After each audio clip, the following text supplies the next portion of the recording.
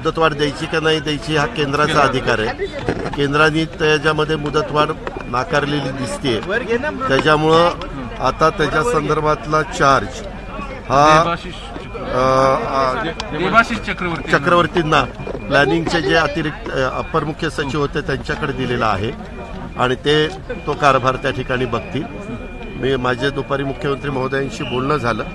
शेवटी एखाद्या मुख्य सचिवाची मुदत संपल्यानंतर तिथं कोण दुसरा मुख्य सचिव घ्यायचा, कुणाला तिथं नेमायचा हा सर्वस्वी अधिकार राज्याच्या प्रमुखांचा असतो आणि त्या पद्धतीने मुख्यमंत्र्यांनी त्याबद्दलचा निर्णय घेतलेला आहे.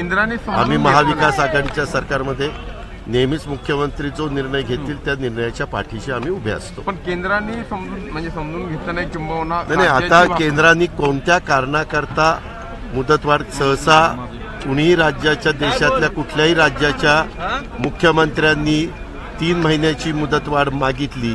एक सचिवाच्या करता चीफ सेक्रेटरी होता. मागं देखील चीफ सेक्रेटरी जे होते त्यांना पण 2 वेळेला मुदतवाढ दिलेली आपण पाहिलं असेल. ह्याही मुख्यमंत्री ज्यावेळेस झाले 2 वर्षापूर्वी त्यावेळेस त्यांनी पुन्हा एकदा त्यांची मुदतवाढ मागितली, तेव्हाही केंद्राने दिली. पण आता का दिली गेली नाही त्याच्याबद्दल मला माहिती नाहीये. मी आता इथूनच मुंबईला चाललेलो आहे कारण मी सकाळपासून दौऱ्यावर होतो आणि आता जिल्हा परिषदेचा कार्यक्रम करून चाललो. तिथं गेल्यानंतर मला त्याच्याबद्दलची वस्तुस्थिती समजेल कारण ह्या गोष्टी काही फोनवर बोलण्यासारख्या नसतात. 3 तासांनी मला त्याच्याबद्दलचं कळेल. आता नियमावली रिवाईज करायला लागली. आपण ज्यावेळेस मीटिंग घेतलेली होती त्यावेळेस हा नवीन जो विषाणू आला त्याची तीव्रता, त्याचं एवढं मोठं संकट इतक्या जल्दबाजीमध्ये येईल असं वाटलं नव्हतं.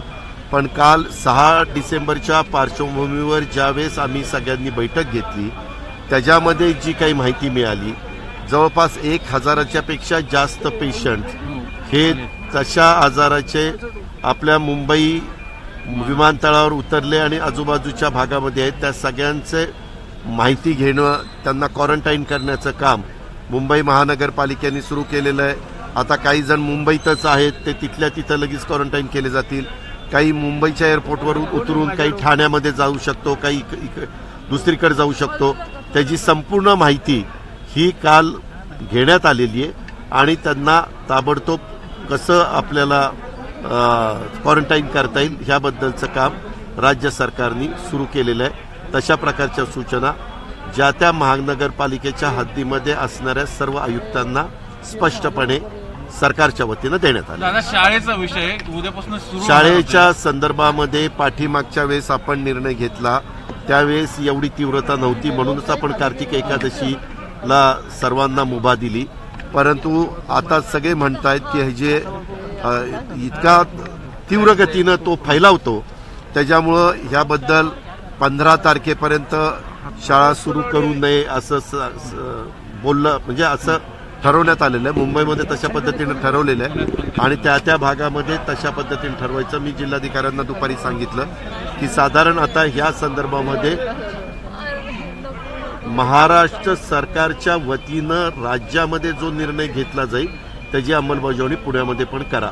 त्याच्यामुळं कदाचित काही माझ्या पुणेकरांना असं वाटेल की बाबा शनिवारी मीटिंग झाली त्यावेळेस एक सांगितलं आणि आज मात्र मंगळवारी वेगळा आदेश निघतो. त्याचं कारण ह्या 4 दिवसामध्ये बरंच काही ह्या विषाणूच्या संदर्भामध्ये केसेस वाढलेल्या आहेत म्हणून हा निर्णय आपल्याला घ्यायला लागला.